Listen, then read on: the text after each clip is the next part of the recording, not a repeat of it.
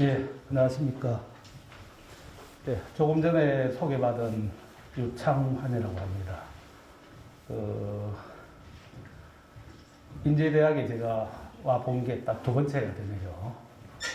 한 7, 8년 전에 한번 왔다가 이제 이번에 우연찮게 우리 인제대학교 도서관에서 이런 가야 관련 세미나가 있다고 해서 제가 한번 요청이 있어서 사실은 뭐 제가 진주에서 왔습니다만은 또 저 자신이 사실은 공부를 시작하게 된 게 가야에 대한 관심을 가지면서 공부를 시작했기 때문에 웬만하면 가야 관계의 여러 가지 뭐 학술 세미나나 아니면 강연이라든지 이런 데는 웬만하면 참석하려고 하는 마음이 있어서 이렇게 먼 곳까지 오게 되었습니다. 그래서 실은 요즘은 뭐 너무나 잘 아시겠지만 특히 여기에는 대개 김해 또는 김해 인근에 계시는 분들이라서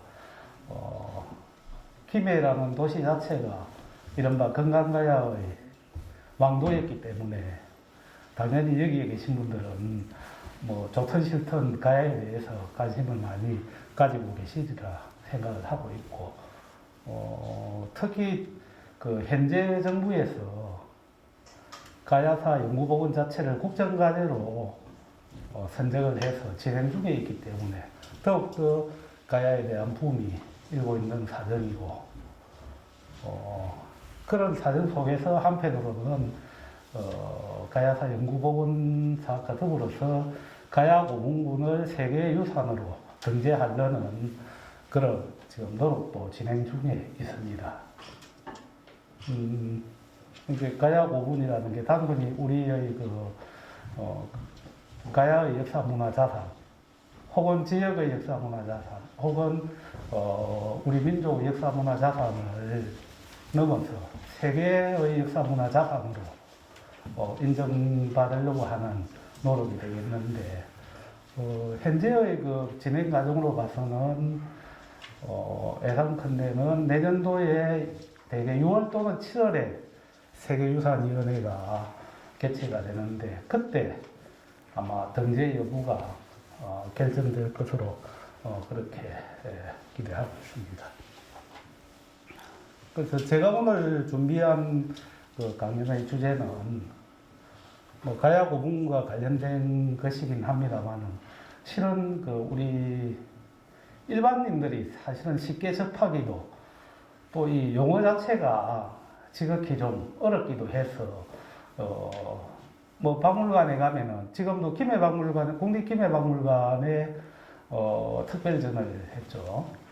뭐 말을 탄 가야라는 제목으로 특별전을 하기도 했습니다만은 그래서 우리 가야 지역에서도 또 말을 타기 위해서는 여러 가지 장비가 필요한데 그와 관련된 도구, 즉 마구라고 하는 건데 이러한 가야 지역에 남겨져 있는 말과 마구의 흔적을 통해서 가야를 한번 이해해 보려고 하는 그런 강연이 되겠습니다. 예, 그걸 위해서 사전에 조금만 다시 복습을 하도록 하겠습니다. 다 대부분 여러 차례 또 수차례의 강연을 통해서 듣고 보기도 했던 내용입니다만은 말과 마구를 통해서 가야를 말하거나 이해하기 위해서는 사전에 이런 좀 정리가 필요해서 제가 간단하게 한번 정리를 했습니다. 예. 뭐 지금도 우리 교과서에는 시대별로 역사 교과서에 시대별로 딱 각 나라의 역사가 정리되어 있는데 항목을 보면은 이제 고조선, 고구려, 백제, 신라 쭉 이렇게 그 다음에 고려시대, 조선시대 이렇게 오는데 고려 이전의 시대, 통일신라 시대, 통일신라 시대 이전의 시대를 삼국시대라는 명칭으로 역사를 서술하고 있습니다. 그래서 삼국시대 하면 우리가 다 알고 계시듯이 고구려, 백제, 신라를 이야기하는 거죠. 이 지도를 참조하시면 되겠습니다. 아마 이 지도는 조금 익숙한 지도일 수도 있겠습니다. 그죠? 고구려가 역사상 가장 넓은 영토를 확보했던 시기의 지도가 되겠습니다. 고구려 어느 왕이죠? 유명한 장수왕. 실은 장수왕의 아버지였던 광개토 대왕이 넓은 땅을 거의 만들고 아들인 장수왕이 거의 합정을 지었죠. 그죠? 그래서 오늘날의 이게 압록강, 두만강을 넘어서 이른바 우리가 이야기하는 동북 삼성, 그죠? 혹은 만주 지역까지 이렇게 있었던 시기죠. 그죠? 삼국시대가, 그죠? 그래서 지도에 보면 고구려, 백제, 신라가 있는데, 백제, 신라 사이에 가야라고 딱 합니다. 그죠? 그래서 지도상으로 보면은 장수왕 시절의 한반도의 정세가 되는데, 당연히 고구려, 백제, 신라, 가야니까 삼국시대라는 용어가 타당하지 않다라는 게 우리 학계의 일반적인 이야기입니다. 그래서 삼국시대 이후를 우리가 통일신라시대라고 하는데, 결국에 신라가 백제, 고구려를 병합함으로써 통일신라시대가 되었는데, 기록에 의하면은 삼국사기나 삼국유사 등에 의하면은 532년에 우리가 인제대학이 있는 이 김해 지역이 신라에, 그 다음에 562년에 고령에 있었던 대가야가 신라에 복속이 됩니다. 그렇다면은 거의 삼국시대 대부분의 시기에 가야가 고구려, 백제, 신라와 함께 있었다라는 이야기가 되겠죠. 그죠? 그래서 우리가 삼국시대가 아니고 사국시대라고 해야 된다라는 학계의 일반적인 이야기의 결론이 여기에서 나오게 된 겁니다. 그러면은 그 가야는 도대체 이름이 뭐고 어떤 영역, 어느 정도의 영역을 차지하고 있었느냐라는 것도 문헌에 극히 일부 나옵니다. 그죠? 이게 흔히 우리가 책에서 배우는 육가야, 그렇죠? 육가야 영맹체라고 우리가 거의 배웠습니다. 그죠? 그래서 이 그림과 같이 건강가야, 아라가야, 소가야, 오름가야, 성산가야, 대가야 이처럼 6개의 가야가 있었고, 그 땅은 삼국유사에는 이렇게 항산강, 창해, 지리산, 가야산, 이렇게 항산강, 이때의 항산강은 낙동강 하류, 그러니까 우리 김해를 지나가는 강을 이야기하는데, 이렇게 이야기를 해서 결과적으로 보면은 현재 우리 경남 전역, 경북 일부 지역이 가야가 있었다라는 것을 우리가 알 수가 있습니다. 그래서 결론적으로 말씀드리자면은 가야라는 것은, 이 지도는 흔히 이야기는 우리가 또 역사책에 보면 사만시대라고 있지 않습니까? 삼국시대 이전의 시대를 사만시대라고 하는데, 마한, 진안, 배난을 사만이라고 했죠. 고구려가 가장 먼저 국가를 만들고 마한, 진안, 배난에서 각기 국가로 성장을 한 백제, 신라, 가야죠. 그죠? 그래서 가야는 배난 12국을 바탕으로 해서 가야로 성장하게 되는데, 이처럼 배남 12국의 각각의 이름이 있습니다. 그죠? 사만시대의 건강가야는 뭡니까? 구야국이었습니다. 구야국이 삼국시대에 들어서 이제, 이른바 가야 또는 가락, 건강가야 등으로, 변하게 된 것이죠. 그래서 최종적으로 562년까지, 그러니까 6세기 후반대까지, 존재했던 엄연한 하나의 국가였다라는 것을 우리가 이야기할 수 있습니다. 이렇게 간단하게 정리를 했습니다만은, 실질적으로 가야는 문헌 기록에 거의 남아있지 않습니다. 그러다 보니까 여러 가지 어려움이 많습니다. 기본적으로 가야사 자체를 복원 연구하는 것도 어렵다라는 게 중요하긴 합니다만, 또 하나는 흔히 이야기하는, 나중에 말씀드리겠습니다만은, 일본의 고대 역사서인 일본 서기에 나오는 임나 일본부와 관련된, 그렇죠, 식민지 지배의 논리를 제공한 임나 일본부라는 역사적인 왜곡된 역사관으로 인해서 더욱더 가야 또는 가야사는 연구 복원이 이루어지지 못하고 있는 사정이었습니다. 그런데 당대 가야인들이 남긴, 사람들이 살았으니까 뭔가를 남겼겠죠. 오늘날 우리도 마찬가지 아닙니까? 죽음에 남기는 게 결국에 집, 두 번째는 뭡니까? 무덤이죠, 그죠? 흔히 그렇게 현재의 우리도 집과 무덤을 꼭 형태는 다릅니다만은 남기듯이 고대 가야인들도 그러한 것들을 남겼습니다. 그렇게 남긴 것 중에서도 가장 지금까지 잘 남아있는 것은 역시 무덤이 되겠습니다. 고분이 되겠습니다. 무덤.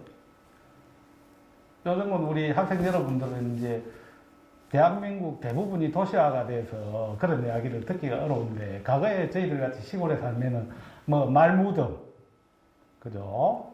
말무덤, 고려장터, 이런 말을 엄청나게 많이 들었습니다. 말무덤, 고려장터 등등 하는 게 다 이제 무덤이 되는데, 뭐 오늘날도 똑같습니다만은 무덤은 쉽게 손을 안 대죠. 어느 누구도 쉽게 손을 대지 않습니다.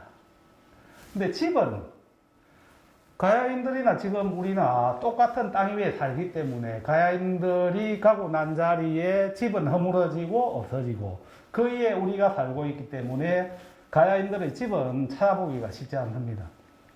근데 무덤은 이처럼 고령지산동 고분군의 사례를 이렇게 사진을 넣습니다만은 아주 넓고 높은 이런 대형 봉토분들이 가야 지역 곳곳에 남아 있습니다.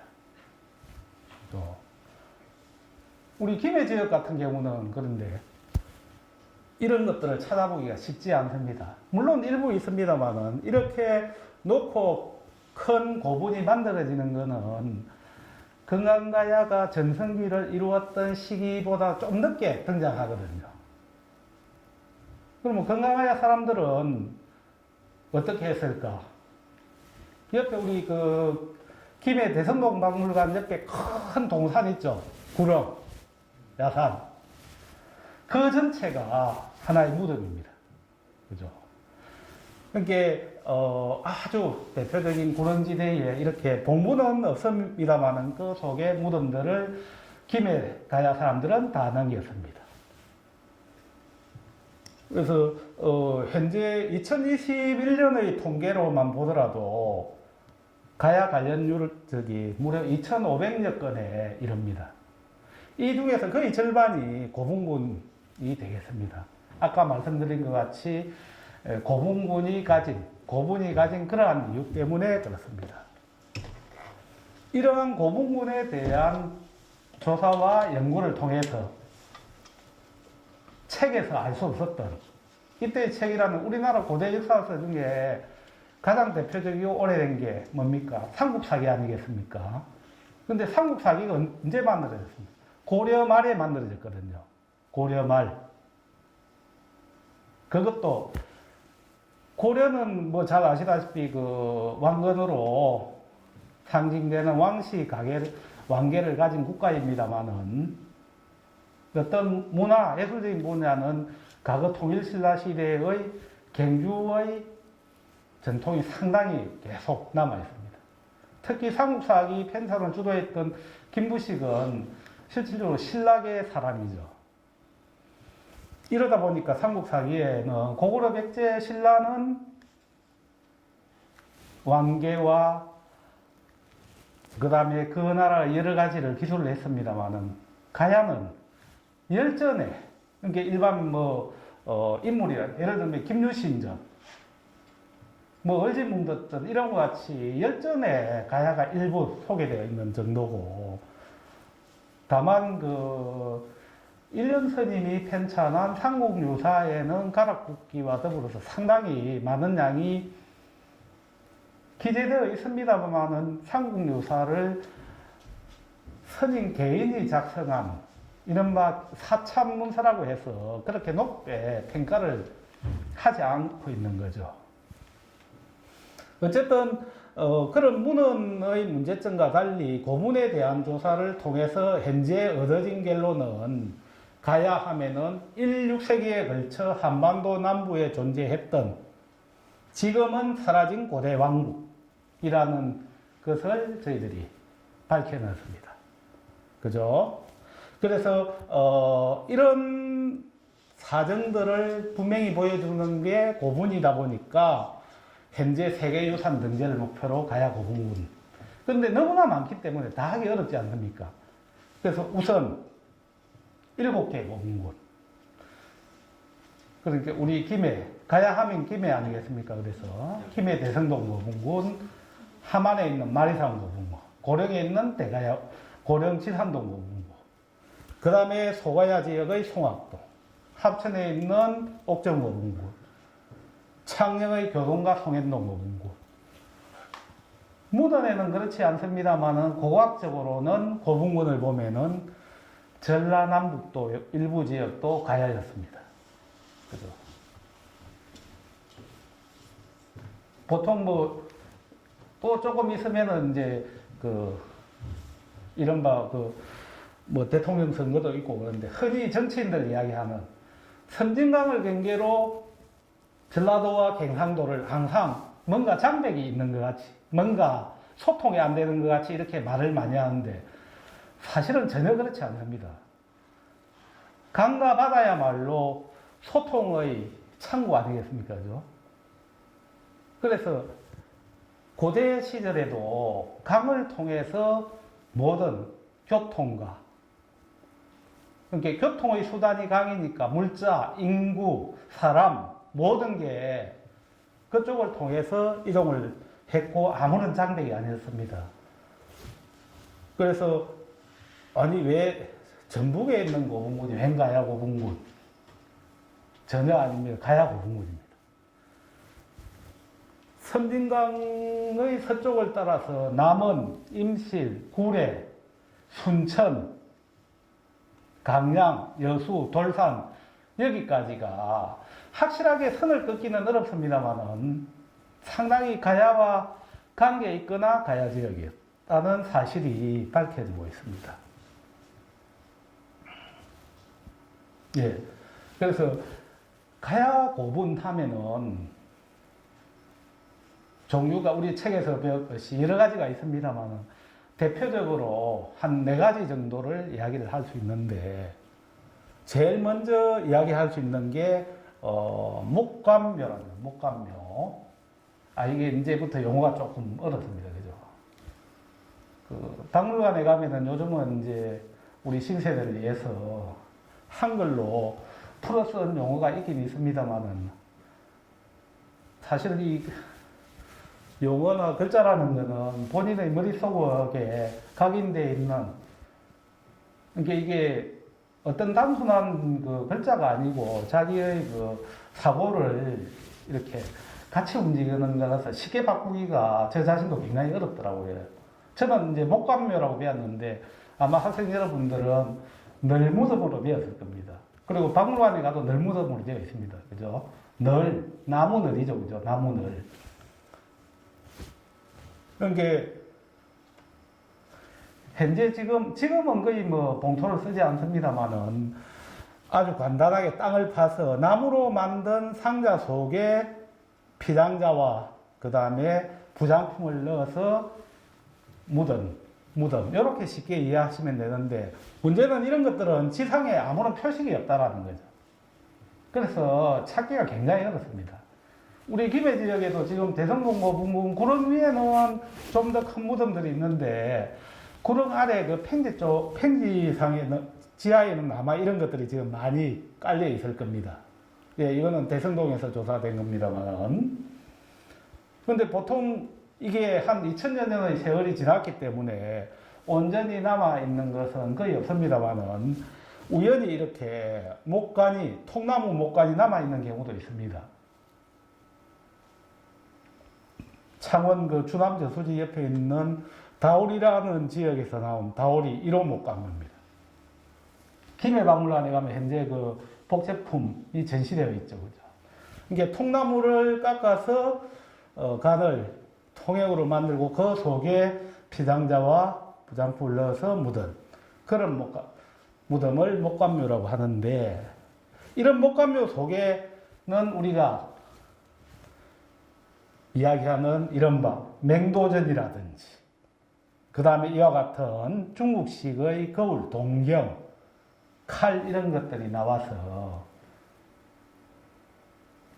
무려 2000년 전에도 우리 경남의 김해 사람들이나 가야인들이, 이게 배난이 되겠죠.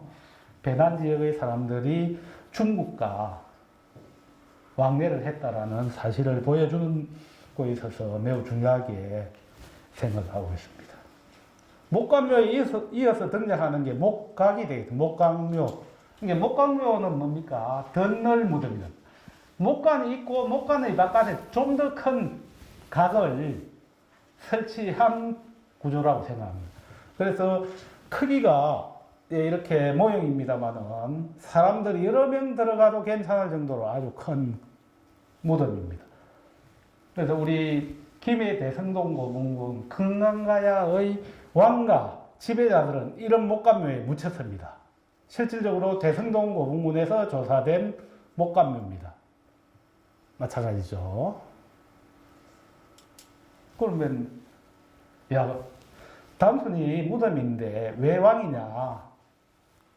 결국에는 이 무덤의 크기라든지 부장품, 부장의 내용을 보고 우리가 판단을 할 수 있는데, 이게 많이 지금 파기되었습니다만 길이 방향이 이렇고 주인공이 아마 여기에 묻혔던 것 같은데 흔적은 없습니다. 근데 놀랍게도 여기에 보면 흔적이 좀 있죠. 하나, 둘, 셋, 넷. 네 사람이 순장. 그죠?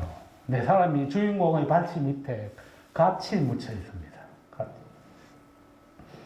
우리가 영화나 이런 데서 드라마에서 보면 순장하면 사람을 산채로 함께 묻히는 걸 보통 순장으로 우리가 생각을 하고 있지 않습니까? 저도 그렇게 생각하고 있습니다. 또 그걸 엄밀히 이야기하면 순장이라고 하면 그게 맞거든요. 근데 실질적으로 이런 무덤 속에 사람을 산채로 그냥 넣으면은, 산 사람이 가만히 있겠습니까?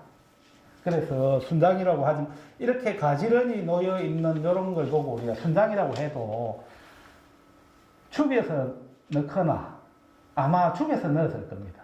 단순히 결박해서 넣었다고 보기도 어렵고요.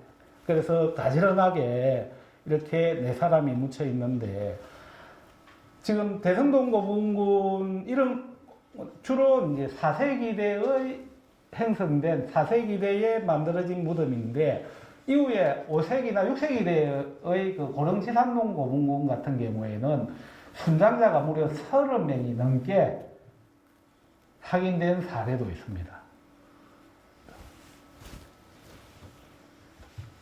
예. 그래서 조금 전에 대성동 고문군 시기에 주로 축조되었던 덧널 무덤, 목각묘를 지나면은, 자, 이렇게 이제 산 위에 이렇게 큰 봉분을 가진 대형 봉토분들이 만들어집니다. 예, 봉토를 드러내고 이렇게 조사하는 모습인데, 이렇게 큰 뚜껑돌을 최종적으로 덮어서 영구 밀폐한 그런 모습인데, 다 조사하고 나면 이런 모습이 되겠습니다. 그렇죠? 그래서 가운데에 돌로 만든 석각이라고 하죠. 돌로 만든 각이 있고 가운데에 칸을 질러서 위쪽에는 주인공, 아래쪽에는 주인공과 관련된 여러 종류의 물건을 묻었습니다. 이러한 석각묘를 지나면 마지막으로 나오는 게 석신묘가 돼요.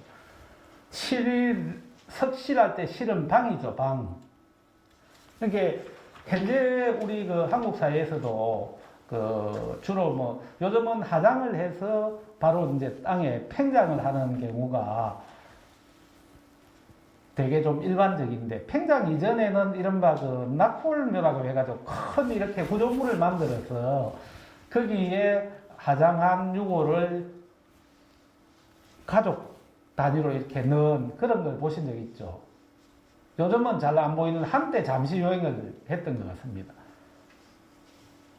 그러니까 우리가 사회책에서 배웠던 에스키모의 이글루를 한번 상상해 보시면 될 겁니다. 이게 이글루라는 집에 입구가 있는데 입구의 문만 열고 닫으면 언제든지 출입이 가능한 무덤이죠. 석실묘. 그래서 모습은 이렇게 그림으로 보면은 이게 이제 이글루와 가장 가까운 그림인데 여기가 입구가 되겠습니다. 사람이 이 입구를 통해서 안에 방으로 들어갈 수 있는 구조인데 잘 알고 계시는 그 백제의 문흥왕릉 같은 경우가 그 석실묘입니다. 그래서 왕과 왕비가 나란히 왕과 왕비는 거의 3년 차이를 두고 죽었는데 한 방에 같이 묻힌 거죠. 이게 왕이 먼저 죽으니까 왕을 묻었다가 왕비가 죽으니까 그 무덤의 문을 열어서 다시 왕비를 묻는 거죠. 그래서 가야 지역에는 마지막으로 이렇게 석실묘가 만들어지게 되는 거죠. 근데 이 단계를 끝나면은 사실상 이제 이른바 그 오늘날과 같이 조그마한 유골함에 화장을 해서 뼈를 담아서 묻는, 그렇죠. 이렇게 우리 스님도 와 계십니다만 결국 불교 영향을 받았어. 그런 묘제로 이어지는데 가야 지역에서는 이미 그때는 가야 멸망 이후의 사정이어서 가야의 전통적인 무덤으로 보기는 어렵습니다. 이러한 가야 고분에서는 많은 이런 유물들이, 그것도 여러 종류의 유물들이 출토가 됩니다. 자, 그래서 아까 다시 말씀드리면은 가야의 경우에는 고구려 백제 신라와 달리 문헌 기록이 거의 없기 때문에 그 역사를 자세히 알지 못하는데 이처럼 고분에 남겨진, 고분 속에 묻혀진 부장품을 통해서, 이렇게 금으로 만든 칼, 말투구, 갑옷, 금귀걸이, 목걸이, 유리장, 토기, 이런 것들을 통해서 가야의 역사를 이야기할 수 있는데, 그 중에서도 오늘 제가 말씀드리려고 하는 말과 관련된 자무들, 마구, 이런 마구가 고분에 굉장히 많이 남아 있습니다. 자, 그래서 말에 대해서 한번 이야기해 보도록 하겠습니다. 우리 그 김해 금너강에도 그 갱마장이 있죠, 그죠? 갱마장. 저는 갱마장을 한 번도 가본 적이 없는데 우리 TV를 통해서 보면 갱마장의 말은 현재 갱마를 하고 있는 모습인데 말이 엄청난 속도로 달리고 있습니다, 그죠? 말이 얼마나 빠르겠습니까? 시속 한 60km 정도 된답니다. 가장 빠른 속도로 달리면 한 시속 60, 70km 정도. 근데 문제는 그 말이 하루 종일 60km, 70km 달린다고 생각하면 안 되겠죠, 그죠? 그러니까 우리가 사람이 100m 단거리를 달리면은 몇 초에, 그러니까 뭐 아주 잘 뛰는 사람은 뭐 10초 또는 15초 하는데 그거는 100m라는 한정된 거리 내에서 그런 거죠. 이게 말도 마찬가지입니다, 그죠? 근데 생각보다 시속 60km라고 하면 그렇게 빠르지는 또 않습니다. 생각보다는 그게 표범이라든지 사자라든지, 그죠? 호랑이 이렇게 더 빠른 동물이 있습니다, 그죠? 그런데 왜 말일까요? 표범, 사자, 호랑이들은 짧은 시간에 빠르게 달릴 수 있는데 말의 장점은 오랫동안 빨리 달릴 수 있다는, 오랫동안. 그것도 사람을 타고. 더 중요한 거는 그거 아니겠습니까? 사람과 친숙한 동물이라는 거. 이게 인류가 지구상에 탄생한 이래로 또 한쪽으로 동물들도 탄생하는데 인간이 동물을 통해서 획득할 수 있는 게 가장 기본적으로 뭡니까? 먹는 거 아닙니까? 먹는 거. 먹어야 되고, 그 다음에 동물의 힘을 빌려야 되고, 이 두 개, 거기다가 하나 더 하면은 이제 그 신앙과 관련된 어뢰인데 이것을 확보하기 위해서는 기본적으로 동물과 친숙하거나 가축화해야 돼. 이른바 그죠. 그러니까 우리가 그 선사시대나 역사시대의 유적을 조사하면은 가장 기본적으로 많이 나오는 게 돼지뼈가 많은 것 중에 하나거든요. 돼지야말로 인간의 그 단백질 공급으로서 일찍이 사람이 가축을 하였다는 거죠. 그런데 호랑이나 사자 이런 맹수들은 사람이 전혀 가축을 하기 어렵지 않습니까? 그죠? 탈수도 없거니와 기본적으로 뭐 오늘날에는 뭐 길러서 애완용으로 하기도 합니다만 그건 아주 특수한 게 있는 거고 일반적으로 하기는 전혀 불가능한 동물 아닙니까? 그런데 놀랍게도 말이 일찍이 처음에는 식용으로 사람들에게 사육다가 점차 말이 힘도 좋고 달리기도 잘하고 게다가 사람을 태워서 달리기도 하고 해서 말이 사람들에게 이제 교통수단으로 드디어 이른바 우리가 이야기하는 그 전기기관 엔진이 등장하기 전에는 인류 최고의 교통수단이죠. 그죠? 그래서 우리 조선시대까지만 해도 말이 모든 걸, 뭐, 물자도, 사람도 하는데 말이 엄청나게, 그 다음에 전쟁에도 큰 역할을 하게 됩니다. 그죠?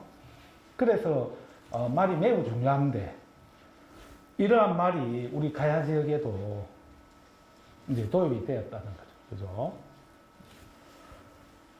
근데 문제는 이제 그 말이 그런 좋은 장점이 있음에도 불구하고 결정적으로 어려운 게 굉장히 사육하기 어렵다는 거죠.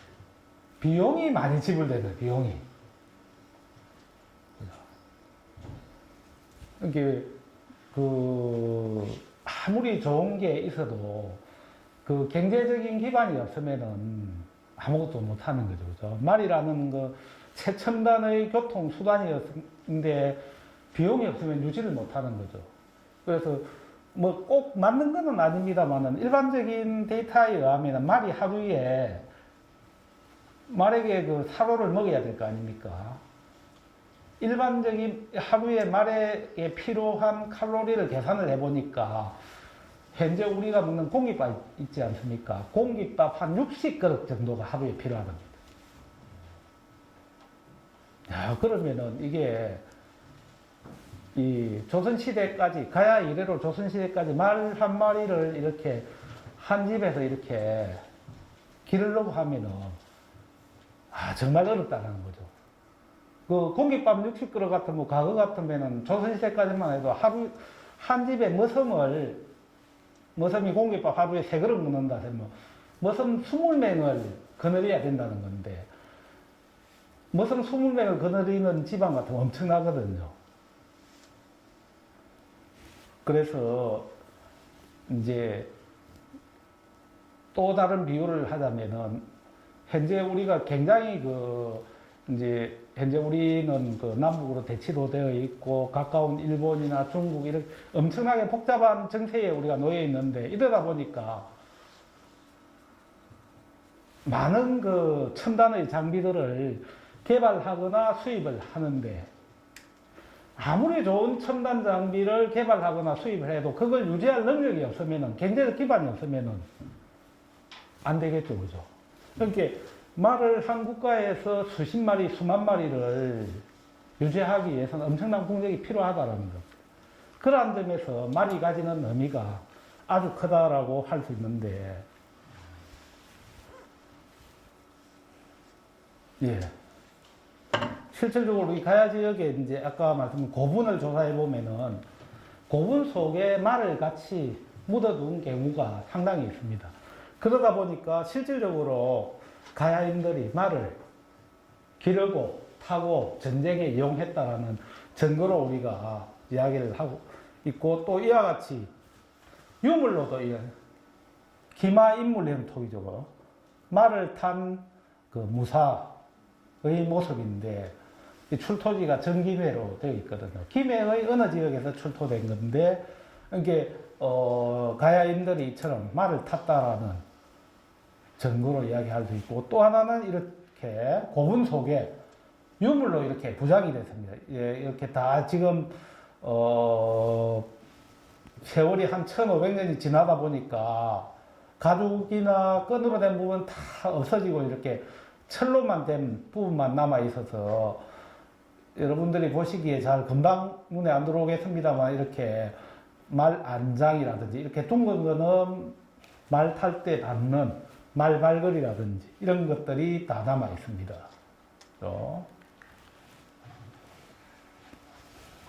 예.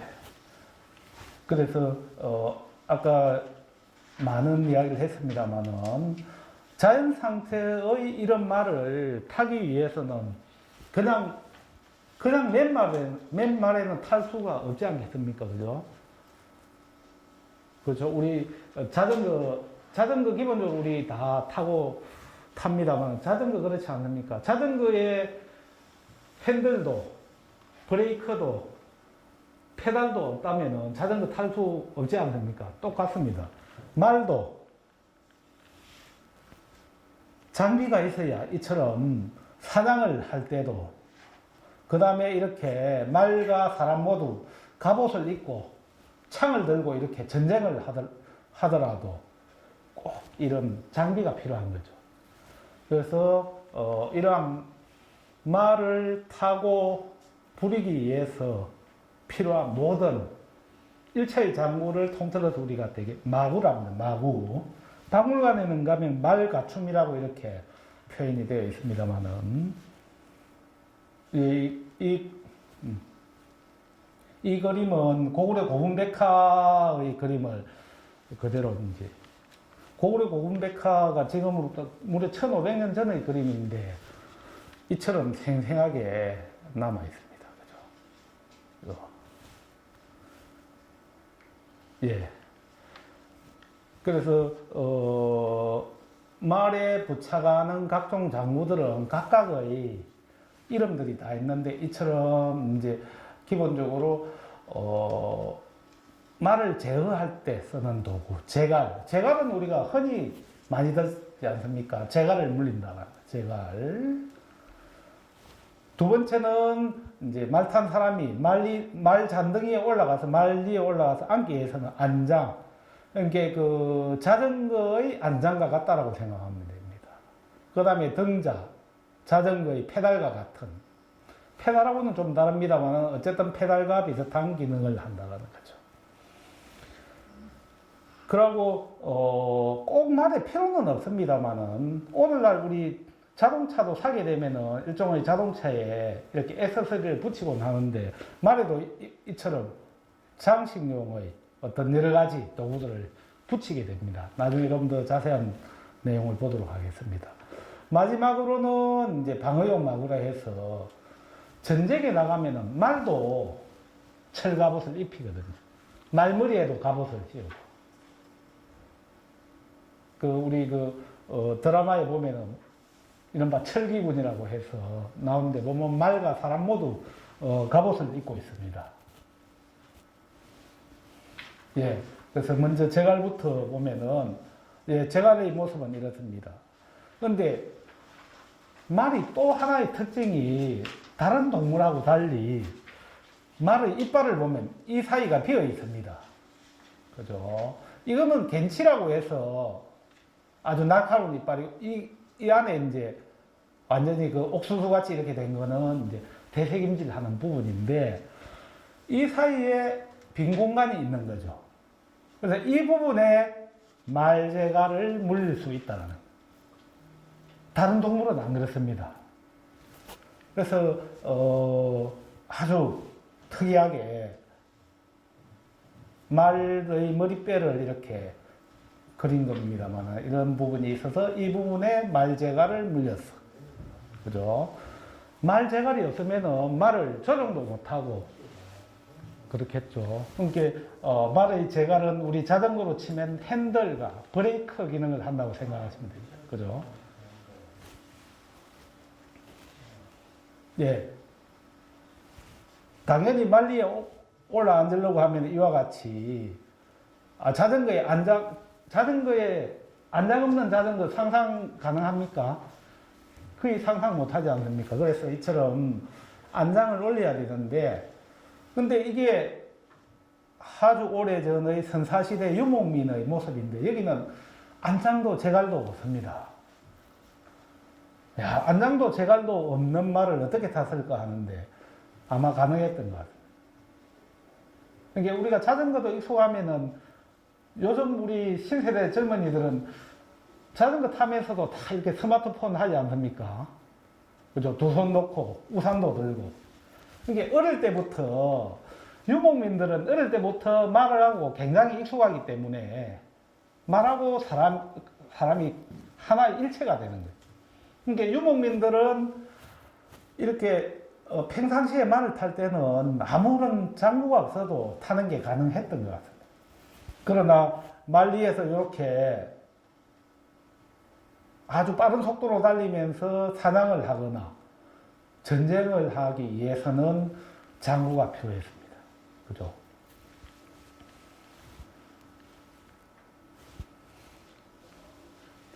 예. 또 아마 이거는 이제 고구려 백화 고문의 모습을 보면 여기에 사람 발이 여기 딱 걸쳐져 있는 게 있습니다. 그죠?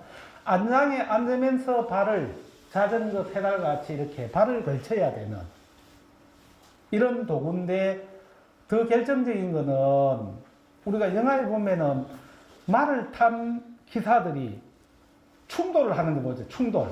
양쪽이 공격하면은 상대방하고 부닥치거나, 또는 도병들이 긴 창을 들고 있는데 말이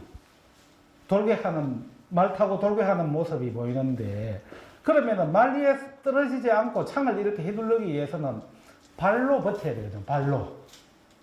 그죠?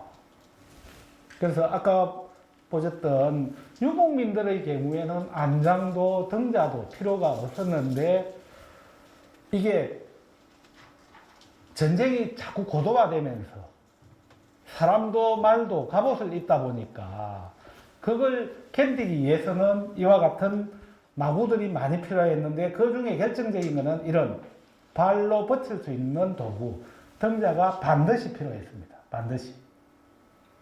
특히 농경민들에게는 더 필요했습니다. 유목민들은 일찍이 말에 익숙한데, 그런 말들의 장점을 알게 된 그런 게 중국 한족이라든지 농경민이었던 우리 한민족들이 말을 받아들이고 나서는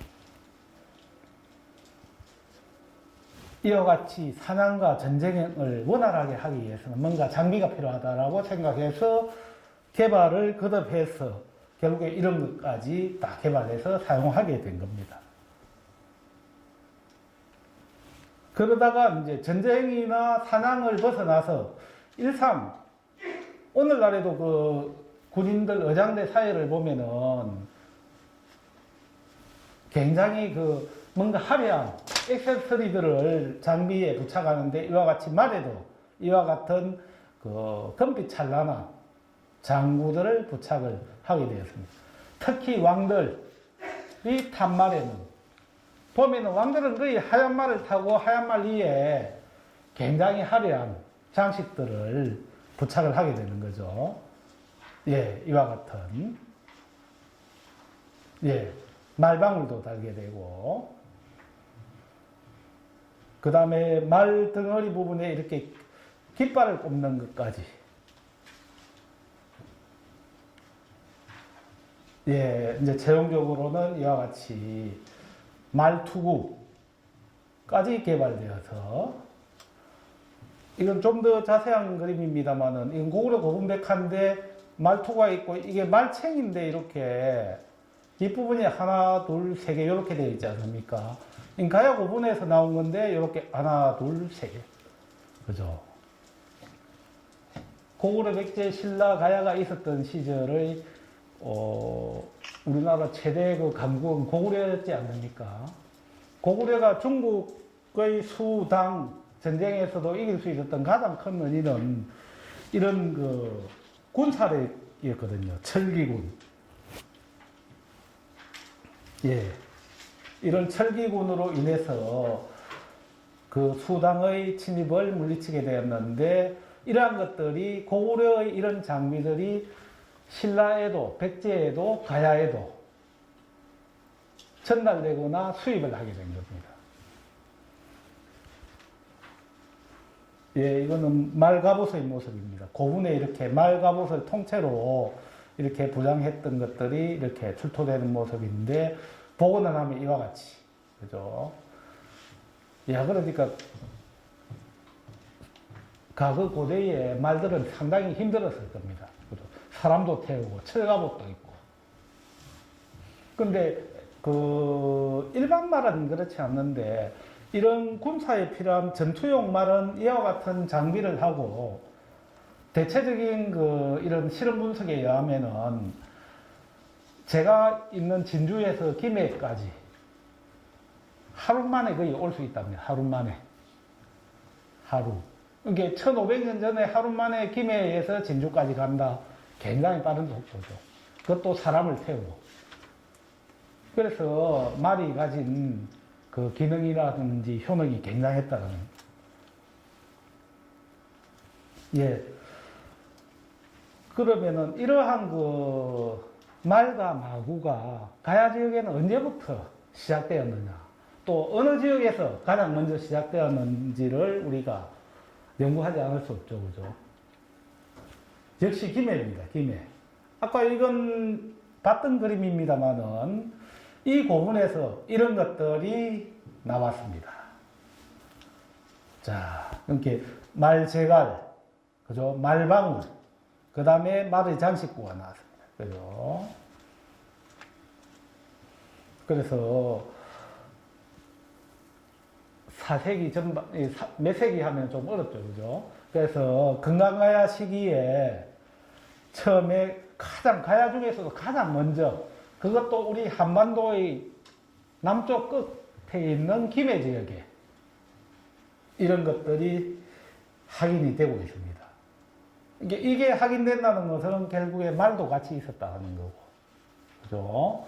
말도 같이 있었다면은 결국에 어떤 운송수단으로서 말이 가야 지역에 일찍이 도입되었다는 건데, 사실은 이러한 것들이 그러면은 어디에서 왔느냐를 생각해 볼 때 찾아보면은 나중에 또 보여드리겠습니다만은 지금의 고구려, 그 다음에 고구려 옆에 있었던 선비라는 지역에서 온 겁니다. 어떻게 왔을까요?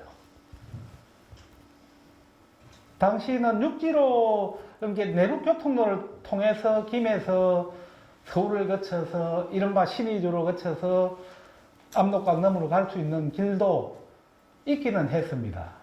그러나 그보다는 백길로, 그죠? 이른바 우리나라 서해안의 해안선을 따라서. 그러니까, 저쪽 산동반도 위쪽, 여기서 출발해서 개성을 거쳐서, 그 다음에 인천을 거쳐서, 군산을 거쳐서, 목표를 거쳐서 쭉 와서 여기 김해까지. 그 다음에 김해에서 어디로 갔을까요? 일본으로 갑니다. 기록에 나옵니다, 기록에. 그게 우리가 뭐 박물관이나 가야 관련 강연 중에 꼭 한 번씩 언급되는 것 중에 하나, 이른바 그 철이 많이 나는데, 가야에. 그 철이 낭낭대방외로 수출이 됐다. 그러니까 그 북방에서 서해안을 통해서 북방에서 쭉 내려와서 김해까지, 김해에서 외로. 그런데 철을 수출을 하는 것은 뭡니까? 우리가 필요한 걸 또 수입을 해야 되니까. 이게 철을 팔아서 다른 물자들을. 이게 이런 것들은 이때는 김해 지역에서 만들 수 없었습니다. 그죠? 그래서 북방 지역에서 수입을 했는데, 이건 단순한 물건이 아니죠. 그죠? 당대 최고의 권력자들이 가질 수 있는 희귀품들이거든요. 그래서 김해 금강가야의 왕이 수입을 해서 사용을 하다가 자기가 죽을 때 함께 묻었던 겁니다. 요즘은 뭐 그런 이야기가 이제 없습니다만 한때 옛날에는 이른바 일본 고대국가 성립 과정을 이야기하는 이야기 가운데 하나가 뭡니까? 기마민족 이동설이 있죠, 그죠? 이게 북방에 있던 기마민족이 한반도를 거쳐 내려와서 김해를 거쳐서 일본에 가서 고대국가를 세우노라 하는 이야기죠, 그죠?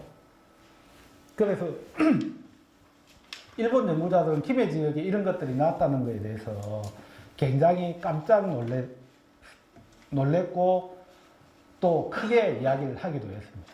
사실은 또 다른 목적이 있기는 있습니다, 이게. 기마민족 일본 고대국가 성립설이라는 것은 실은 또 다른 임나 일본부설이거든요. 그러니까 기마민족이 한반도를 거쳐서 일본에 가서 고대국가를 세웠다는 것은 그 기마민족의 본래의 땅이 한반도라는 거죠. 그러니까 일본과 한반도, 식민지, 뭐 이런 이야기가 쉽게 되는 거죠. 그래서 겉으로 보면은 기마민족 이동설이 굉장히 거창해 보이는데 아주 그러한 것들을 굉장히 크게 깔고 있습니다. 근데 우리는 전혀 그렇게 생각하지 않습니다. 김해 금강가야인들은 기마민족이 아니거든요. 말과 마구를 받아들여서 말을 이용했을 뿐이지 기마민족은 아닙니다. 자, 처음에 그래서 말과 마구를 받아들였는데, 이걸 처음에는 실생활, 이게 물자라든지 사람의 이동에만 이용을 했는데, 고구려를 보니까 전쟁에도 말을 이용을 하더라. 그래서 우리 가야인들도 전쟁에 말을 이용하기 시작하면서 고구려와 같은 쉽게 말하면 무기 체계를 받아들이는 거죠. 그죠? 최근에 우리나라도 핵 잠수함을 도입을 해야 된다라는 일부 여론이 있는데 똑같은 거죠. 가야인들도 고구려와 같은 첨단의 무기 체계를 받아들이자고 해서 받아들인 게 이제 이런 것들입니다. 그죠? 마찬가지로 처음에는 직수입 또는 모방 제작을 했습니다. 고구려 걸. 근데 이후에는 자체적으로 이제 제작을 하게 됩니다.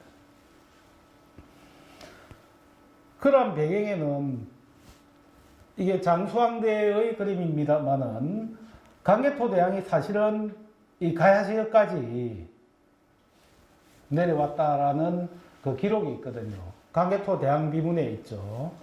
그래서 아마 강개토 대왕의 오만에 이르는 보병과 기병이 한반도 남남까지 이르렀는데 이때 아마 가야인들은 그 놀라운 모습을 보고 너무나 놀라워서 아마 우리도 이런 것들을 갖추자 해서 갖추게 된 것 같습니다.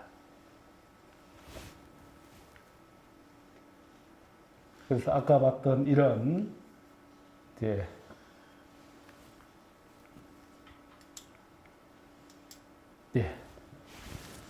시간이 많이 되었는데 이제 마지막으로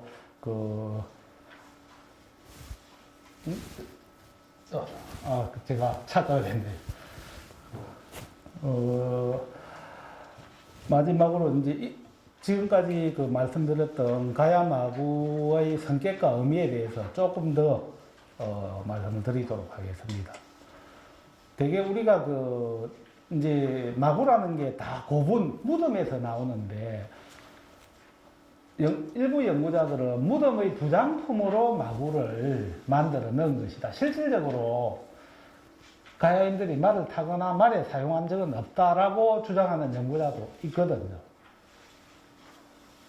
그렇다면 실질적으로 이게 사용된 것인가를 이야기하기 위해서는 고문에서 나오는 각종 마구들 좀 더 자세하게 관찰할 필요가 있는데 기본적으로 자세히 살펴보면은 사용 중에 파손된 것을 수리하거나 보수한 흔적들이 관찰이 됩니다. 그러니까 무덤에 묻는다는 순전히 묻은 부작용으로 만든다면 전혀 수리나 보수원이 있을 이유가 전혀 없지 않습니까? 그래서 수리나 보수했던 흔들이 있다라는 거고, 또 하나는 부장품의 경우에도 결국에 실용된 물건을 모델로 해서 만들 수밖에 없지 않습니까? 그래서 역으로 이야기하면은 부장용이라 하더라도 부장용품을 통해서 오히려 실용품을 우리가 충분히 추정해 볼 수 있다는 거죠. 그래서 결론적으로 이와 같이 고분에 부장된 여러 마구들을 통해서 기본적으로 가야 지역에 기마 문화가 널리 유행했다. 그거는 비단 건강가야 지역뿐만이 아닙니다. 건강가야 지역에 처음으로 기마 문화가 도입이 되었는데, 수용되었는데, 이후에 이제 내륙으로 막 전달되거든요. 함안이라든지 고령, 합천, 고성으로 다 전달이 되어서 가야 전역에 기마 문화가 유행을 하게 됩니다. 또 하나는 무장성입니다. 아까 말씀드렸듯이 실용으로 사용하다가 전쟁에 매우 유용한 게 말이라는 것을 인식하는 순간 말에도 무장할 필요를 가진 겁니다. 그래서 이 그림은 함안 마리산에서 조사된 유물, 이와 같은 유물을 기본으로 해서 이렇게 복원한 모습입니다. 그래서 가야 지역에서도 이와 같이 진짜 갑옷, 사람과 몰 모두 중무장한 기마무사가 있었다는 것을 우리가 실질적으로 확인하게 됐습니다. 이처럼 고구려 고운백화 모습, 이 그림은 자주 봤습니다만, 이건 이제 처음 보는 그림인데, 사실은 이 그림이 중요합니다. 전쟁에서 기마, 철갑, 기병이 이력을 발휘하는 것은 이와 같은 1대1의 어떤 전투보다는 어떤 이렇게 대오를 갖춰서 한꺼번에 무너뜨리는 이 전법이 중요하거든요. 이게 중세 영화에 보면은, 중세 십자군들이나 중세 여러 기사들 보면은 여러 명의 기마병이 대오를 이뤄가지고 일렬로 전진을 하지 않습니까? 그래서 적진을 단번에 무너뜨리는데 우리 고구려에도 있었습니다. 유럽의 중세가 언제입니까? 우리나라 같으면 고려시대하고 겹칩니다. 그죠? 고구려 이후입니다. 그죠? 이미 우리는 고구려, 가야, 백제, 신라 시기에 이와 같은 기병대가 있었고, 실질적으로 전쟁에서도 기병대가 활동을 했습니다. 근데 숫자가 정해져 있습니다. 한, 둘, 셋, 넷, 다섯, 여섯, 일곱, 여덟, 아홉, 열, 열하나, 열두. 그렇죠. 12기의 기병대. 그 다음에 옆에는 지휘자죠. 그죠? 이 고분백화는 당대 실제의 모습을 그대로 그린 거기 때문에 역사기록, 문헌기록 못지않게 중요한 자료로 우리가 평가를 합니다만은, 이게 12기의 기병대, 그것도 철갑으로 무장한 기병대가 있었는데, 이러한 기병대가 아마 우리 가야 지역에도 충분히, 물론 아까 말씀드린 것 같이 이런 기병대를 운영을 하려고 하면 엄청난 비용이 지불되어야 되겠죠. 그죠?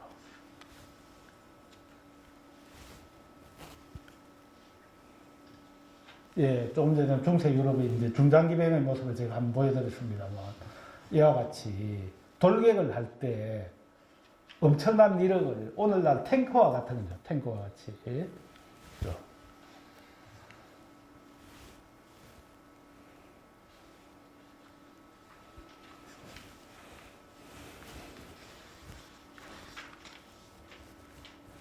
이게 먹히지를 않으세요. 이제 됐습니다. 예.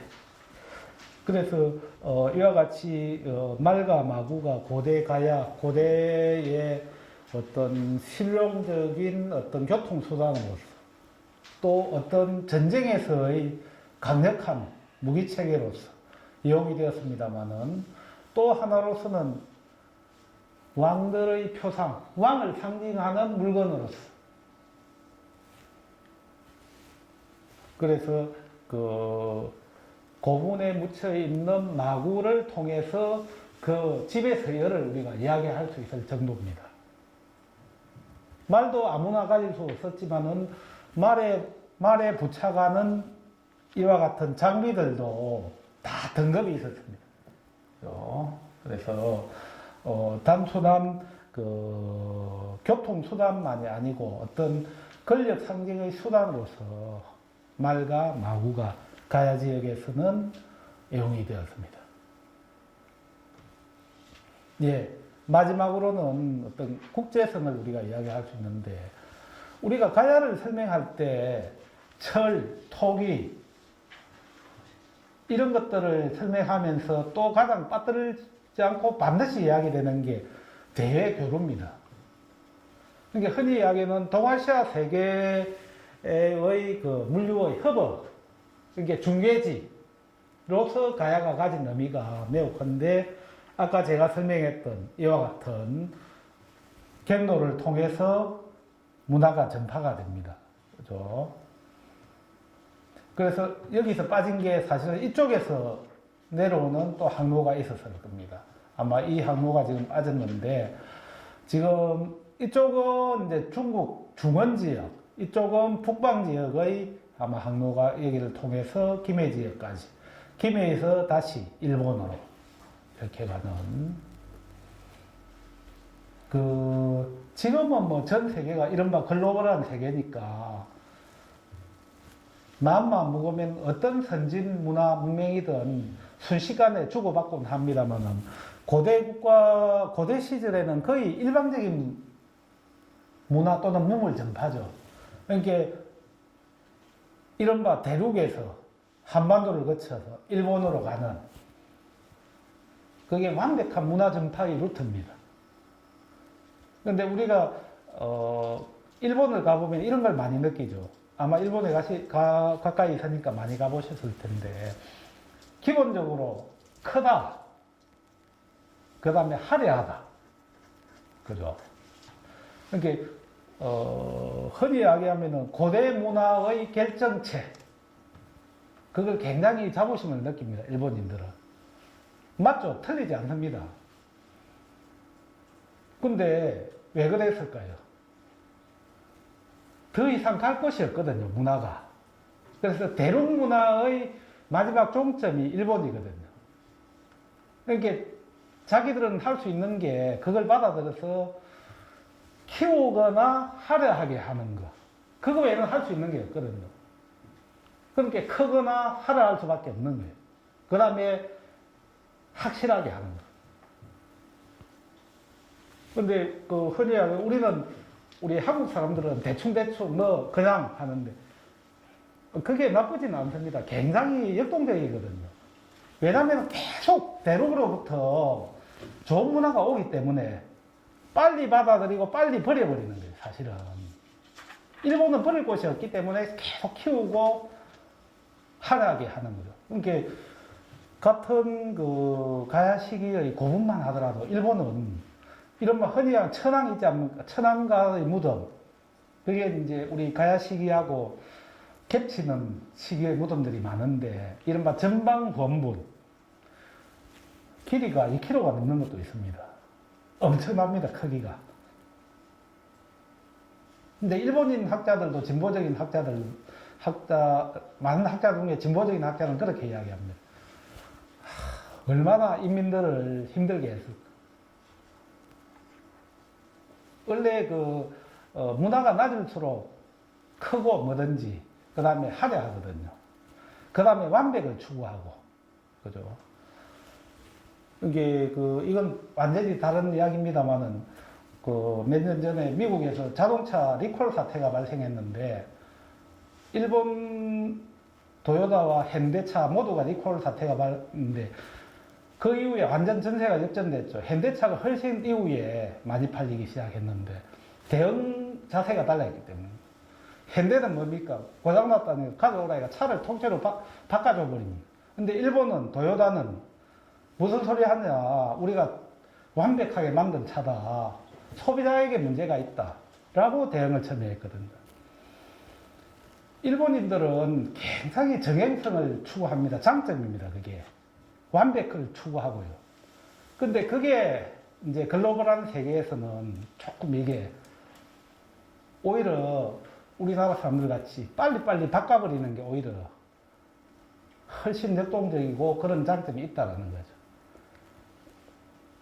제가 이런 말씀 드리는 건 제가 예전에 저희들 자랄 때 하도 그 완벽한 일본 사람, 그렇지 않은 한국 사람, 이런 데 대한 제 반감이 항상 있었는데, 이렇게 고대 문화라든지 이런 걸 연구하면서 보니까 그게 하루아침에 그런 게 아니더라고요.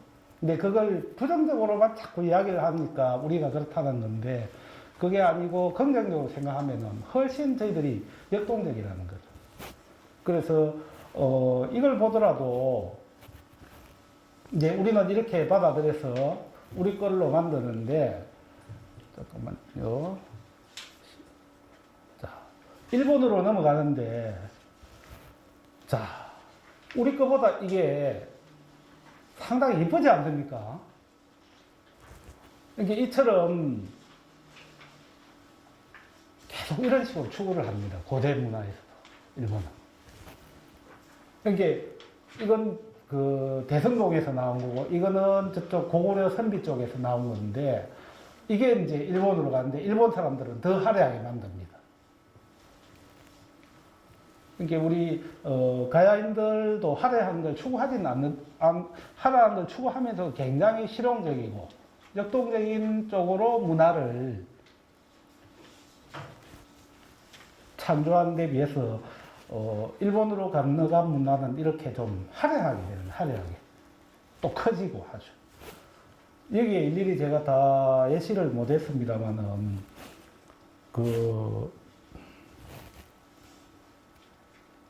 예. 이런 것들도 일본에 가면은 굉장히 크기가 커집니다. 가야 지역에는 딱 말에 맞게 하는데, 일본은 지나치게 비대하게 커서 말을 뒤덮을 정도로 화려하게 만들거든요. 그러니까 그거는 어쨌든 어떤 근위를 가시하기 위해서 하는 건데 그런 문화적인 차이가 있습니다.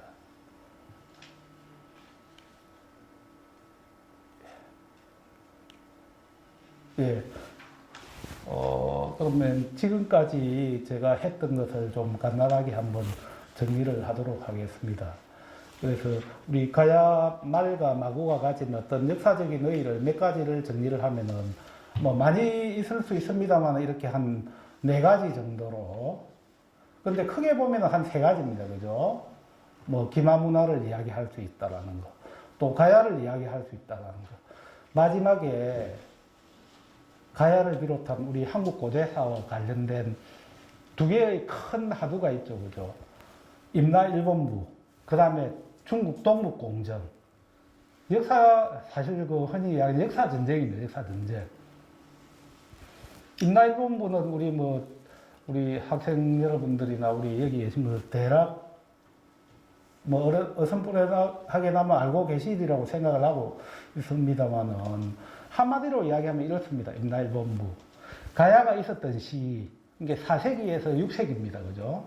가야가 있었던 시기에 일본의 야마토 정권이 한반도 남부를 점령해서 가야를 식민지화했다. 지배했다.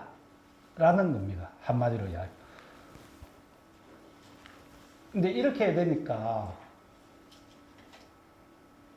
일제강점기가 역사적으로 온당하다, 정당하다라는 근거로 자기를 내세우는 거. 그렇지 않습니까? 과거에 우리가 지배했던 지역이니까 지금 지배해도 아무 문제가 없다라는.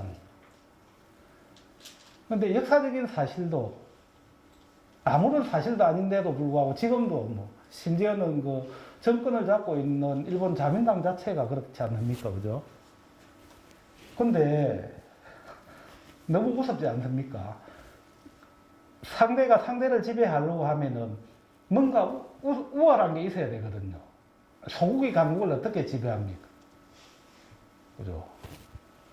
근데 지금까지 제가 보았던 이런 당대 가야나 신라백제의 어떤 국력을 이야기할 수 있는 척도의 하나로서 말과 마구를 보더라도 전혀 그렇지 않거든요.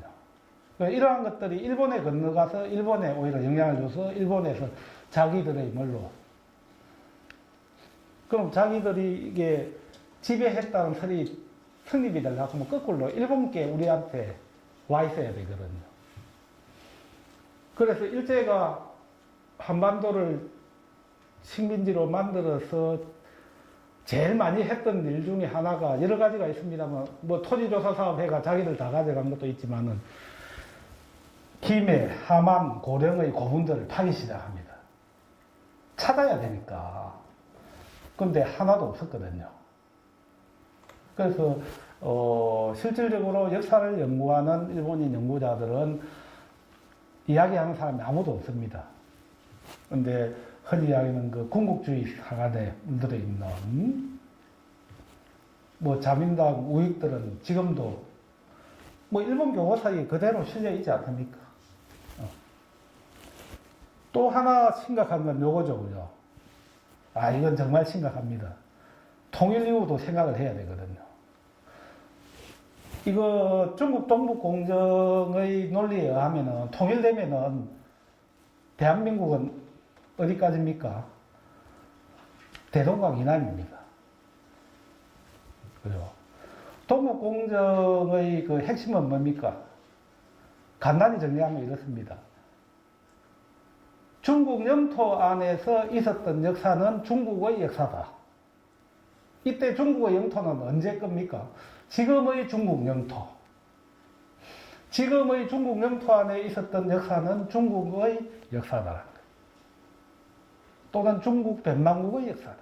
그러니까 지금의 중국 영토가 이러니까 기본적으로 당연히 이건 중국이고, 그 다음에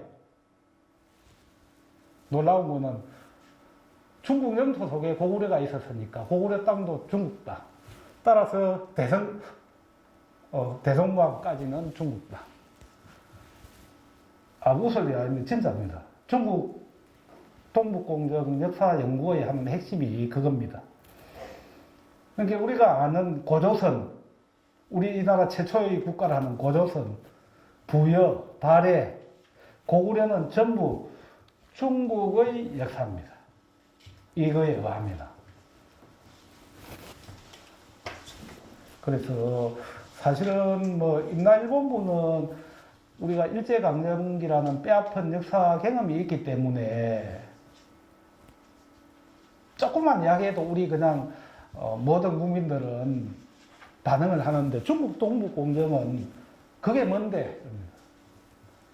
이게 실은 중국과의 관계 뭐 등등 있어서 잘 이야기를 안 하는데 사실은 심각하고 여기에 대해서 대응을 해야 되거든요. 그래서 이런 것들을 우리가 극복할 수 있는 고고학적인 정보로서 말과 마구를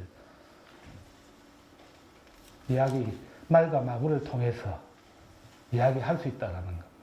그래서 저 개인적으로는 우리가 그 가야 역사를 복원 연구하는 게 단순히 가야 역사 복원 연구가 만이 아니라 고대 한반도를 둘러싼 고대 동아시아 세계의 역사를 올바르게 이야기할 수 있는 또 길이기도 하거든요.